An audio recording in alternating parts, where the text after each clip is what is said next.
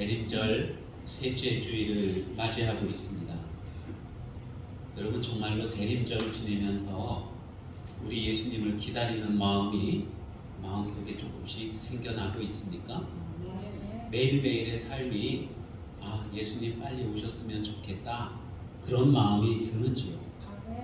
아니면 사는 것이 너무 행복하고 즐거워서 좀 누리고 싶은 것들이 있어서 예수님 좀 늦게 오셨으면 좋겠다, 좀 더 있다 오셨으면 좋겠다, 꼭 그런 마음을 갖고 계시지는 않습니까?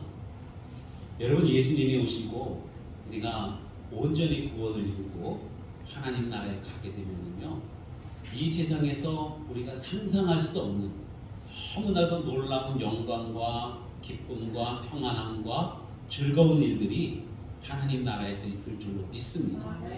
아무리 우리가 이 세상에서 좋은 것들을 많이 누려도요, 하늘에서 누리는 것들의 정말 100만 분지의 1도 우리가 누리지를 못한다는 거예요.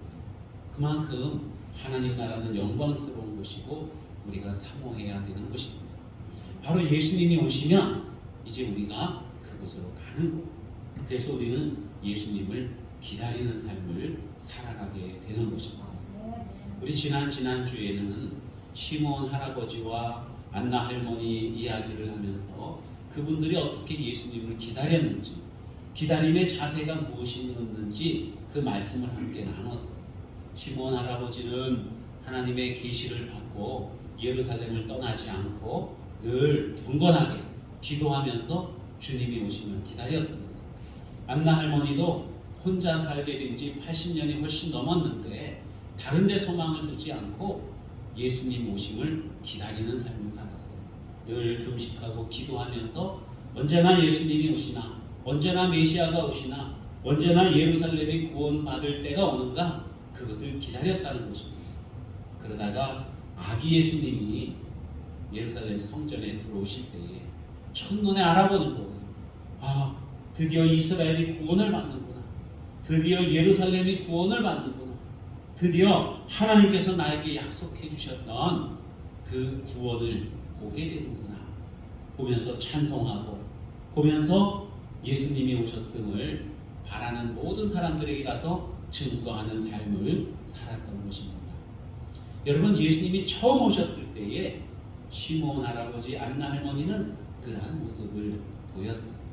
그리고 예수님이 오셨습니다. 이제 예수님이 또 다시 오신다고 말씀했어요. 예수님이 오셔서 고난을 받으시고 하나님 나라의 복음의 말씀을 가르쳐 주시고 죄인들을 구원해 주시고 십자가 달려 죽으셨습니다.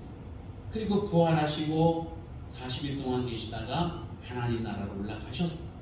올라가시면서 예수님이 내가 다시 오겠다 말씀하셨습니다.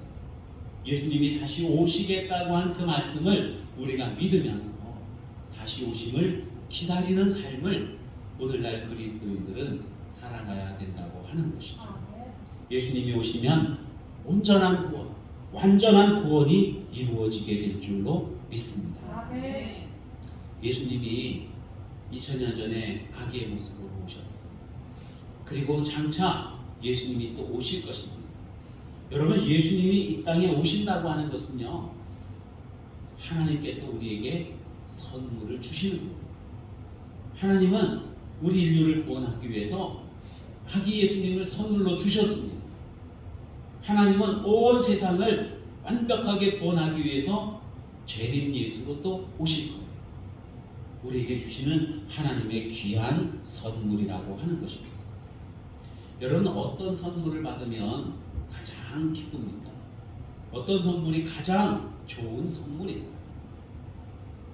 여러분이 받은 선물 중에 가장 좋은 선물은 무엇이었습니까? 좋은 선물에는 기준이 있어요. 첫 번째로는 뭐냐면은 가장 귀한 것. 정말 귀한 것을 받으면 그 선물은 좋은 선물이라고 말할 수 있습니다. 또 한 가지는 뭐냐면은 가장 필요한 것. 나에게 너무나도 필요한 거예요. 이게 없으면 절대적으로 안 되는 거예요. 그런데 그것을 누군가 나에게 선물로 줬어요. 그것보다 좋은 선물은 없을 것입니다. 여러분, 예수님은 가장 귀한 선물로 우리에게 오신 줄로 믿습니다. 하나님께서요, 가장 귀한 것들을 내가 사랑하는 우리 사람들에게 줘야겠다. 우리 백성들에게 줘야겠다. 무엇을 줄까? 하나님이 생각하실 때 가장 귀한 독생자 예수 그리스도를 우리에게 주신 겁니다. 하나님은 아브라함을 정말로 기뻐하셨어요. 아브라함을 인정하시고 그 믿음을 인정해 주셨습니다. 그리고 그에게 복을 주셨어요. 하나님께서 아브라함을 그렇게 귀하게 여기는 것은요, 아브라함이 가장 귀한 것을 하나님께 아낌없이 드렸거든요. 아브라함이 100살에 아들을 낳았어요. 이름을 이삭이라고 지었습니다. 이 아이는 너무나도 귀한 아이예요. 100살 되었을 때 낳았으니 얼마나 귀하겠습니까? 얼마나 소중하겠습니까? 그리고 하나님께서는 이 이삭을 통해서 아브라함의 자손을 바다의 모래처럼 하늘의 별처럼 많게 하겠다고 약속해 주셨거든요. 그러니까 이 이삭은요, 아브라함에게 있어서는 자기 생명보다도 더 소중한 아들인 거예요. 그런데 하나님께서 아브라함아, 네 독자 이삭을 나에게 다오, 나에게 선물로 다오 말씀하시는 거예요. 번제로 드려라 말씀하시는 겁니다. 여러분, 아브라함의 마음이 어땠을까요? 차라리 하나님 나를 불러가시지요. 차라리 하나님 이 세상의 모든 것들을 다 달라 그러세요. 이 이상만큼은 너무나도 귀합니다. 그렇게 말할 수도 있을 거예요. 아마 그리 말해도 하나님께서 이해하셨을 수도 있을 겁니다. 그런데 아브라함은 내 하나님, 하나님께서 달라 하시면 가장 귀한 내 아들 이삭을 하나님께 드리겠습니다. 그리고 이삭을 모리아에 있는 산에 가서 번제로 드리려고 칼을 들어서 잡으려고. 하나님은 아브라함으로부터 이삭을 받으신 거예요. 선물로 받으셨어요. 가장 귀한 것을 받으셨습니다. 그래서 하나님이 아브라함을 가장 귀하게 쓰고 계시는 거예요. 가장 좋은 선물은 이렇게 가장 귀한 거예요. 하나님은 우리에게 가장 귀한 선물을 주셨습니다. 마치 아브라함이 자기 아들 이삭을 하나님께 드린 것처럼 하나님은 독생자 예수 그리스도를 우리에게 주셨다. 내 생명보다도 더 귀한 아들을 우리에게 주신 거예요. 우리를 구원하기 위해서. 여러분, 하나님은 또한 가장 필요한 것을 우리에게 주신 거예요. 사람들에게 있어서 가장 필요한 게 뭘까요? 어떤 사람은 돈이 필요해요. 어떤 사람은 배우자가 필요해요. 어떤 사람은 명예가 필요해요. 여러 가지 말할 수 있겠지만은요, 그 모든 것들을 다 가지고 있어도 구원받지 못하면 아무것도 아닌 거예요. 하나님 나라에 들어가지 못하면 아무것도 아닌 거예요. 우리 인생에 있어서 정말로 절대적으로 가장 필요한 것은 바로 구원이라고 하는 것입니다. 하나님은 그 구원을 우리에게 선물로 주셨습니다. 예수님이 오신 것은 우리를 구원하기 위함입니다. 우리에게 절대적으로 필요한 것들을 우리에게 주시기 위해서 예수님이 오신 거예요. 그러니까 예수님이 오심은 하나님께서 우리에게 너무나도 좋은 절대적으로 필요한 그러한 선물을 주셨다는 것입니다. 하나님이 성탄절날 우리에게 선물 보따리를 주셨습니다.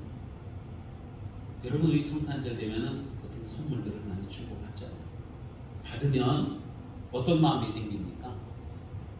어떤 마음이 제일 먼저 생기고? 도석이 선물을 한 상자를 줬어요. 어떤 마음이 들어요? 감사합니다만 들어요, 그냥? 그 안에 뭐가 들었을 줄 알고. 제일 먼저 드는 생각은요, 이 안에 뭐가 들었을까? 그죠? 안 그래요? 궁금한 거예요. 빨리 열어보고 싶은 거예요. 하나님이 우리에게 성탄절날 선물 상자를 주셨어요. 대체 이게 뭘까? 열어보니까 거기에 뭐가 들어있냐면은 죄사함이 들어있어요. 거기에 구원이 들어있어요. 거기에 하나님의 자녀가 들어있는 하나님 나라의 백성, 하나님 나라의 주민등록증이 거기 들어있는 거예요. 여러분, 그것보다 좋은 선물이 어디 있겠습니까? 하나님이 그걸 우리에게 주신 거예요.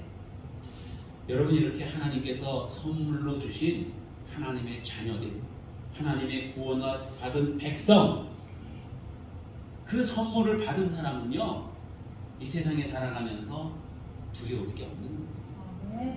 왜냐하면은 지금 죽어도 우리는 어디 가요? 하나님 나라 가는 거예요. 천국 가는 거예요. 예수님 만나는 거예요. 그래서 예수님을 믿는 사람들, 정말 구원받은 사람들은요, 바이러스가 두렵지 않아요. 전쟁도 두렵지 않고 기근과 지진도 두려울 것이 없다는 것입니다.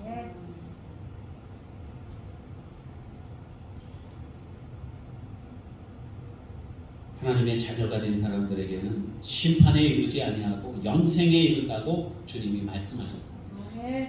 하나님께서 우리를 구원하시고 우리에게 신분을 주셨는데 하나님의 자녀요, 거룩한 백성이고 택하신 족속이고 왕같은 제사장이라고. 여러분, 그러한 신분을 우리 하나님께서 우리에게 주셨습니다. 예수님을 믿음으로 말미암아 값없이 주시는 것입니다. 하나님께서 우리에게 선물로 주신 거예요. 그러면 우리는 다 지금 하나님이 주신 선물 보따리를 들고 있는 사람들입니다. 이 선물 보따리를 빨리 풀어 헤쳐서 여러분, 우리는 그것을 사용하면서 살아야 됩니다. 어떤 사람들은요, 선물 보따리를 그냥 챙겨만 놓고 그냥 하나님 감사합니다 그러면서 이 선물 보따리에 뭐가 들어있는지 알지도 못하고 그것을 사용하지도 못하고 늘 고민하고 두려워하고 힘들어하는 거예요. 하나님이 주신 선물을 잘 활용하는 저와 여러분 되시기를 바랍니다. 그 선물을 활용하는 사람은요, 하나님의 온전한 자녀로서의 삶을 살아요. 하나님의 아들이고 하나님의 딸인 거예요. 그래서 하나님을 닮아 있습니다. 여러분 모두가 다 하나님을 닮은 그러한 사람이 되시기를 축원합니다. 여러분의 마음이 하나님을 닮고 여러분의 삶의 모습이 하나님을 닮아 있기를 축원합니다. 어떻게 우리가 하나님을 닮아요? 예수 그리스도께서 고난을 당하시고 죽으시고 그리고 우리를 구원해 주셨어요. 우리를 의롭게 해주셨습니다. 그러므로 말미암아서 우리가 하나님을 닮는 사람이 되어진 거예요. 하나님을 닮아야지 막 노력해서 닮나요? 그게 아니거든요. 그냥 하나님의 자녀면 우리 자신의 의지와는 상관없이 하나님을 닮는 사람이 되어져 있는 거예요. 근데 그걸 몰라요. 하나님을 닮아 있다는 것을 모르기 때문에 우리가 하나님을 닮은 삶을 살지 못하고 있는 것입니다. 성탄절은 하나님께서 우리에게 가장 귀하고 가장 필요한 선물을 주신 사건이 일어난 날입니다. 그래서 온 세상이 크게 기뻐하는 거예요. 그런가 하면은 성탄절은 또한 여러분 심판의 날이기도 합니다. 예수님을 안 믿는 사람들에게는 심판의 선물이고 심판의 선물. 성경에 보면은 예수님을 성전 모퉁이에 돌이라고 이렇게 머릿돌이라고 이렇게 표현을 합니다. 즉 예수님을 믿는 사람들에게는요, 예수님이 머릿돌이 되어지고 우리는 그것을 이어져가는 그러한 하나의 어떤 그 지배 구조가 되어지는 거예요. 예수님이 우리의 주님이 되시는 것입니다. 예수님 중심으로 우리가 하나님 나라를 세워가는 거예요.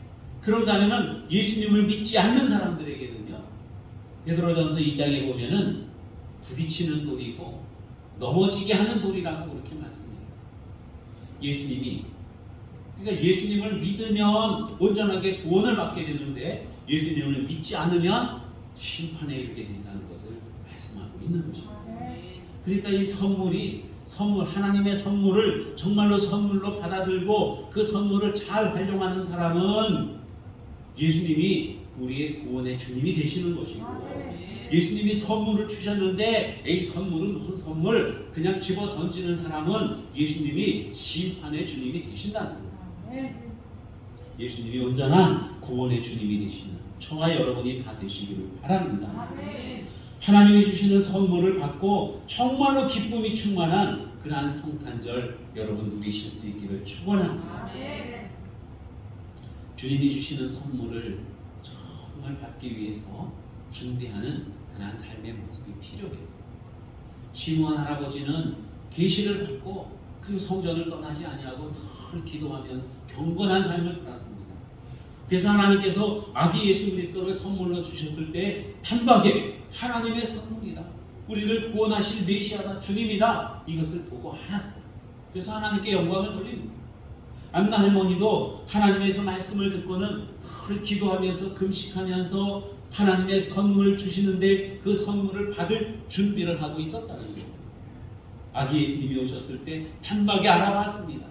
그리고는 세상 사람들에 가서 메시아가 오셨어요, 하나님의 구원자가 오셨습니다 하면서 전파할 수 있었다고 하는 것이죠. 여러분, 이제 예수님은 2000년 전에 초림해서 오셨습니다. 그리고 예수님은 재림주로 또한 오실 줄로 믿습니다. 우리는 초림주로 오시는 것을 기다리는 게 아니라 이제는 재림주님이 오시는 것을 기다립니다. 안 믿는 사람들, 주님이 내 마음속에 오심을 기다립니다. 기다리면은 주님이 오시는 거예요. 근데 안 기다리는 사람들도 있죠. 안 기다리는 사람들에게는 주님이 오시는 거예요. 오셔도 주님을 만날 수가 없는 거예요. 우리가 오신 주님을 만나기 위해서 또 장차 오실 주님을 제대로 맞이하기 위해서 준비하는 삶을 살아야 된다는 것입니다. 이 베드로서에 보면은 베드로서는 주님을 맞을 그러한 준비, 이제 장차 세상에 종말이 오고 주님이 오실 터인데 그 주님을 맞이하기 위해서 우리가 어떻게 살아야 되는가 하는 것을 말씀해 주고 있습니다. 대인절이라서 이 말씀의 제목을 주님을 기다리며 1, 2, 3 이렇게 정했어요. 지난주에도 주님을 기다리고 지난주에도 주님을 기다리고 오늘도 주님을 기다리고 다음 주에는 뭐가 될까요? 다음 주에도 아마 주님을 기다리며가 되지 않을까요? 우리가 주님을 기다리면서 어떻게 살아야 되는가 하는 거예요. 여러분 베드로전서 우리 4장 7절에서 11절까지 말씀을 봤는데 그 앞에는 1절에서부터 6절까지의 말씀에는요 주님을 기다리면서 우리가 하지 말아야 될 일들 여러 가지 그러한 일들을 말씀해 주고 있어요. 특별히 3절 말씀에 보면은 너희가 음란과 정욕과 술 취함과 방탕과 향락과 무법한 우상 숭배를 하여 이방인의 뜻을 따라 행하는 것은 지나간 때로 족하도다. 예수님을 믿지 않던 때에 했던 걸로 족하다. 이제는 다 버려야 된다는 거예요. 버려야 된다. 여러분이 그리스도인으로 살아가면서 버려야 되는 삶이 어떤 것들이 있을까요? 3절에서 말씀하는 것도 이것뿐만이겠습니까? 살펴보면은 예수님을 믿는 사람으로서 하나님의 자녀로 살아가면서 우리가 버려야 되는 우리의 생활 습성들이 너무나도 많습니다. 그것을 헤아리고 따져보면은요 아무리 착하게 사는 사람도 버려야 될 일들이 너무나도 많아요. 그러면 그것을 버리려고 하나하나 다 생각해내서 이건 버려야지 저건 버려야지 이러겠습니까? 그러면은 아마 내 인생을 살아가면서 모든 인생을 다 쏟아부어도 다 버리지 못할 거예요. 조그만 밭이 있는데 돌짝밭이에요. 돌을 골라냅니다. 이 돌은 농사 짓는데 불필요한 거야. 골라내. 그러면 그 땅이 옥토가 되어 가겠죠. 그런데 파헤쳐 보면은 또 돌이 나와요. 또 돌이 나와요. 끝없이 돌이 나옵니다. 그러다 보면 농사도 못 짓고 그냥 돌만 걷어낼 수밖에 없는 거예요. 이 밭이 좋은 밭이 되려면은 좋은 흙을 갖다 붓고 열심히 농사를 짓습니다. 그러면은 이 밭이 좋은 밭이 되는 거예요. 여러분 우리가 버려야 될 것들이 많이 있는데 버릴 것만 생각하면은 정작으로 우리가 행할 것을 행하지 못하게 돼요. 그럼 버릴 것은 어떻게 버리면 되느냐? 우리의 인생은요 그냥 마치 어떤 외길을 가는 것처럼 쭉 가요. 가면서 우리가 행할 것은 좋은 일들을 행하는 것입니다. 주님이 우리에게 명하신 일들을 행하는 거예요. 적극적으로 주님이 원하시는 일을 행하면 주님이 원치 않는 일들은 멀어지게 되어져 있는 거예요. 어두운 곳에 어둠을 몰아내려고 어둠아 나가라 막 그런다고 어둠이 나갑니까? 그게 아니에요. 빛이 들어오면은 어둠은 자연적으로 나가게 되어져 있거든요. 그래서 오늘 성경 말씀에 있는 것처럼 주님께서 우리에게 주님을 기다리는 사람들이 어떤 것들을 행하면 나가야 될 것은 나가고 우리 삶에 가득할 것은 가득하게 되는가를 말씀해 주고 있습니다. 오늘 말씀해 보니까 만물의 마지막이 가까이 왔으니 그러므로 너희는 정신을 차리고 근신하여 기도하라 또 말씀. 주님을 기다리면서 만물이 가까이 오는데 만물의 마지막이 가까이 온다는 것은 곧 예수님이 가까이 오신다는 거예요. 그러면 우리가 무엇을 해야 되느냐? 기도하라고 말씀하고 있는 거예요. 근신하고 깨어서 기도하라 그렇게 말씀합니다. 여러분 이 성경 말씀은 베드로 사도가 성도들에게 하나님의 말씀을 전해주는 거예요. 베드로가 왜 이 말씀을 할까요? 자기가 기도하지 않아서 크게 어려움 당한 경험이 있거든요. 예수님과 함께 마지막 만찬을 하고 이제 감람산으로 갔습니다. 감람산에서 예수님은 이 땅에서의 마지막 밤을 온전히 기도로 보내시는 거예요. 기도를 하는데 내일 아침이면 이제 군인들에게 잡혀가서 고문을 받고 신문을 당하고 어려움을 당하고 그리고 십자가 달려 죽으실 거예요. 예수님이 너무너무 마음에 힘이 듭니다. 그래서 기도하는데 마치 땀방울이 핏방울처럼 그게 떨어지도록 그렇게 기도하는 거예요. 그렇게 간절하게 하나님 앞에 힘들게 기도하는데 제자들은 조만큼이서 드르렁 쿨쿨 코를 골며 자고 있는 거예요. 예수님이 한번 기도하신 뒤에 가서 보니까 제자들이 자고 있어서 흔들어 깨우면서 얘들아 기도하자 기도하자 내 마음이 죽게 되었으니 기도하자 시험에 들지 않도록 깨어서 기도해라 이렇게 말씀하셨어요. 그런데 제자들은 그냥 자고 있는 거예요. 이 베드로는요 정말 예수님을 사랑하는 사람입니다. 예수님을 잘 믿는 사람인 거예요. 그런데 이 베드로가 주님 모든 사람들이 다 주님을 버려도요 저는 절대로 주님을 버리지 않을 겁니다. 떠나지 않을 겁니다. 혹은 장담했었거든요. 그는 예수님의 수제자였어요. 근데 기도하지 않았어요. 그랬더니만 다음날 예수님께서 군인들에 잡혀가고 제사장의 집에서 신문을 당하고 어려움을 당할 때 베드로가 기웃기웃거리다가 한 계집종 아이가 와서 이 사람도 저 사람도 한패예요. 그럴 때 베드로가 뭐라 그럽니까? 아니야 나는 저 사람 몰라. 3번이나 부인했어요. 저주하면서까지 부인했어요. 여러분 깨어서 기도하지 않았더니 이렇게 시험에 들게 되어져 있는 것입니다. 정말로 막상 어떤 일들이 왔을 때에 거기에 믿음으로 대처를 못하는 겁니다. 그래서 주님께서는 우리에게 근신하여 깨어 기도하라 이렇게 말씀하는 것입니다. 주님이 오실 때에 여러분 우리가 그냥 평안히 있는 그런 가운데 갑자기 주님이 쫙 오실까요? 성경 말씀해 보면 그렇지 않아요. 주님이 오실 때는요 많은 고난이 뒤따른다 그래요. 많은 시험과 많은 유혹들이 온다 그럽니다. 여러분 그때 우리의 믿음을 지키기 위해서는 우리가 깨어서 기도해야 된다는 겁니다. 시몬과 한나가 아기 예수님 오셨을 때 그 아기를 보고 예수님인 줄 알 수 있었던 것은요 깨어서 기도했기 때문에 그게 주님을 맞을 수가 있었던 겁니다. 그래서 오늘 성경 말씀에서 깨어서 기도하라 이렇게 말씀하고 있어요.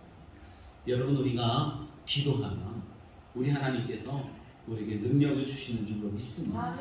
유혹을 이기고 악한 것들을 이기고 시험을 이기고 그럴 힘을 주시는 줄로 믿으시기를 바랍니다. 여러분 기도하면 가장 좋은 장점이 뭔지 아세요? 기도하면은요 우리 아버지 하나님의 마음을 알게 된다는 거예요. 하나님의 마음이 어떨까? 나를 향한 하나님의 마음이 어떨까? 우리 교회를 향한 하나님의 마음이 어떨까? 여러분 기도하면 하나님의 마음을 알게 됩니다. 기도하면 또한 하나님의 도우심을 입게 되는 것입니다. 기도하면은요 성령님께서 우리와 함께 하시고 우리를 인도해 주셔요. 그래서 기도해야 된다 말씀합니다. 자, 두 번째는 뭘 해야 되느냐면은 사랑해야 된다고 말씀하고 있어요. 8절 말씀부터 보면 무엇보다도 뜨겁게 서로 사랑할지니 사랑은 허다한 죄를 덮느니라. 뜨겁게 사랑하라 그래요. 예수님이 오셨을 때에 우리가 서로 사랑하는 모습을 보면 주님께서 참으로 기뻐하실 줄로 믿습니다. 우리가 서로 헐뜯고 미워하고 그러면은요 우리 주님이 오셨을 때 우리는 너무나도 부끄러울 거예요. 그러나 우리가 서로를 사랑하고 주님의 마음을 품고 나보다 남을 더 귀하게 여기고 하는 그러한 모습으로 살아갈 때에 주님께서 오시면은 그래 역시 내 자녀들 내 백성이구나 나를 꼭 닮았구나 하는 그러한 인정을 우리 주님께서 하실 것입니다. 예수님은 베드로에게 그렇게 말씀하셨어요. 내가 나를 사랑하는 내 주님을 사랑합니다. 그러면은 내 양을 먹여라. 내 양을 치라. 여러분 주님을 사랑하면은 양을 먹이고 양을 치라고 해요. 양을 먹이고 양을 치라고 하는 것은 곧 양을 사랑하라는 것입니다. 우리 이웃들을 사랑하라는 거예요. 주님을 사랑하면 우리 이웃을 사랑하라고 주님이 말씀하고 있는 거죠. 여러분 우리 옆 사람에게 인사합시다. 사랑합니다. 사랑합니다. 그러면은 나에게 사랑합니다 한 사람에게 이렇게 한번 물어보세요. 말로만요? 아니지요, 말로만이. 여러분, 사랑은 물론 사랑은 마음으로 합니다. 사랑은 말로도 해야 돼요. 사랑을 표현해야 되거든요. 그런가 하면은요, 정말 사랑은 행동으로 나타내야 된다는 행함이 있어야 사랑이 진정한 사랑이 되어지는 줄로 믿습니다. 상대방이 내가 정말 저 사람을 사랑하는 것을 느낄 수 있을 만큼 여러분 그렇게 사랑하실 수 있기를 바랍니다. 우리가 사랑할 때는요, 그냥 사랑하는 게 아니라 사랑을 하기 위해서는 내가 희생을 해야 돼요. 희생하지 않고는 진정한 사랑이 전달되어지지 않습니다. 하나님이 우리를 사랑하셔요. 어떻게 사랑하십니까? 말씀으로만 사랑하시는 게 아니라 희생을 하셨어요. 독생자 예수 그리스도를 희생하셨습니다. 예수님이 우리를 사랑하셔요. 어떻게 사랑하십니까? 자기 자신을 희생하면서 우리를 사랑하신 거예요. 여러분, 우리 사람들의 사랑 중에서 가장 위대한 사랑은 어떤 사랑입니까? 부모님의 사랑 아니에요? 부모님의 사랑, 하나님의 사랑과 부모님의 사랑은 굉장히 닮은 점이 많아요.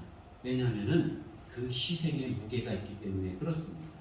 사랑이라고 하는 것이 정말로 이 무게가 있으려면은 희생이 뒤따른다는 거예요.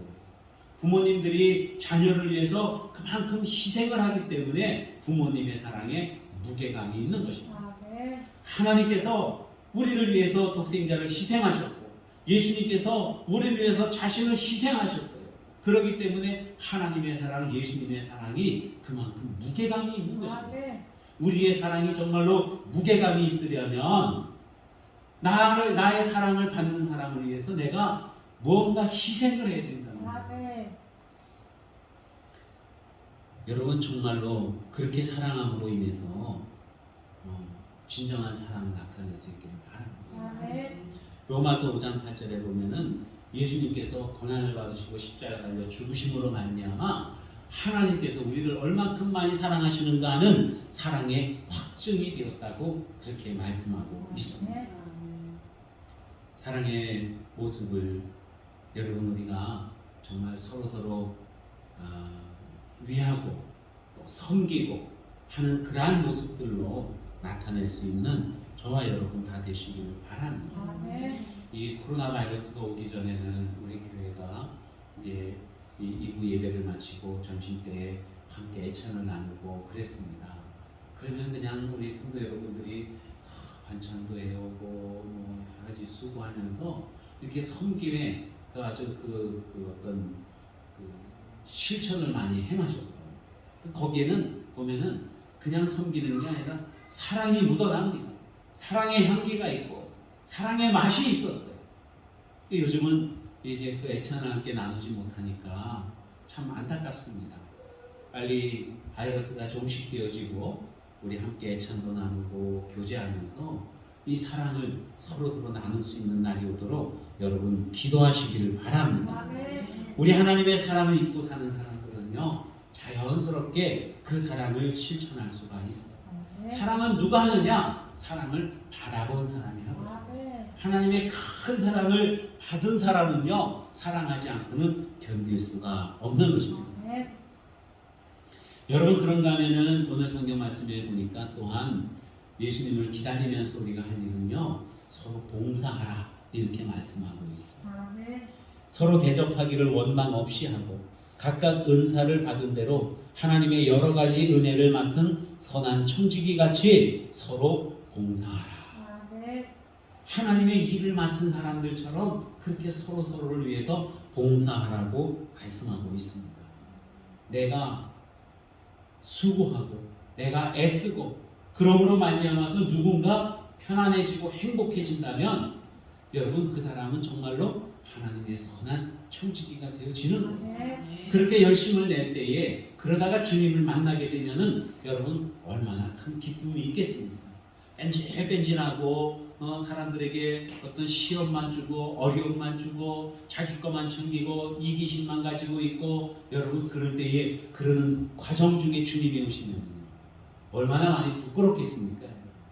그죠? 주님이 오심을 기다리면서 여러분 우리는 이와 같이 사랑으로 봉사하는 그러한 그리스도인들이 되야 될 줄로 믿습니다. 아멘. 그리고 또 말씀하기를요, 무엇을 하든지 하나님이 하시는 것처럼, 말을 할 때도 하나님이 말씀하시는 것처럼, 남을 섬길 때, 공급할 때도 마치 하나님이 공급해 주시는 것처럼 그렇게 하라고 말씀합니다. 아멘. 고린도서에 보면은 사도 바울이 고린도 교회에 가서 말씀을 전하는데 뭐라고 말씀하냐면은 하나님이 우리를 통해서 너희에게 말씀하시는 것이다, 이렇게 말씀해요. 그러니까 고린도 교회 교인들이 그 말씀을 받는 거예요. 데살로니가 교인들은요, 사도 바울이 복음의 말씀을 증거할 때에 그 말씀을 사람의 말로 받지 아니하고 하나님의 말씀으로 받았다, 이렇게 말씀합니다. 그래서 데살로니가 교회 교인들은요, 믿음이 좋아지고 하나님께 칭찬받는 그러한 교회가 되었어요. 아멘. 여러분, 제가 설교할 때에 제 말이 아니라 하나님께서 주시는 말씀으로 이렇게 여러분들에게 선포하는 그러한 목회자가 되도록 기도하시기를 바랍니다. 아멘. 저는 늘 이 말씀을 준비하면서 하나님, 이것은 제 말이 아니라 하나님이 주시는 말씀이시지요, 하나님이 말씀하시는 것처럼 그렇게 선포할 수 있게 해주십시오. 여러분, 그렇게 기도하면서 설교하거든요. 아멘. 하나님의 말씀으로 들려집니까, 여러분? 아멘. 꼭 그렇게 들으시기를 바랍니다. 아멘. 우리 하나님께서 우리에게 귀한 선물을 주시는데 바로 예수 그리스도라고 하는 그 선물 보따리를 통해서 우리에게 구원을 주시고 죄사함을 주시고 하나님의 자녀가 되는 그러한 선물들을 우리에게 주십니다. 의라고 하는 선물들을 주시고요, 온갖 복된 일들이 많이 담겨져 있는 그러한 선물 상자를 저와 여러분에게 주십니다. 아멘. 그 선물을 받기 위해서 여러분, 우리가 어떠한 모습으로 살아가야 될까요? 오늘 말씀에 나와 있는 것처럼 여러분, 우리가 늘 기도하고 또 뜨겁게 서로 사랑하고 아멘. 또 서로 봉사하고 섬기고 아멘. 하나님의 마음을 품고 살아가는 아멘. 저와 여러분 다 되시기를 축원합니다.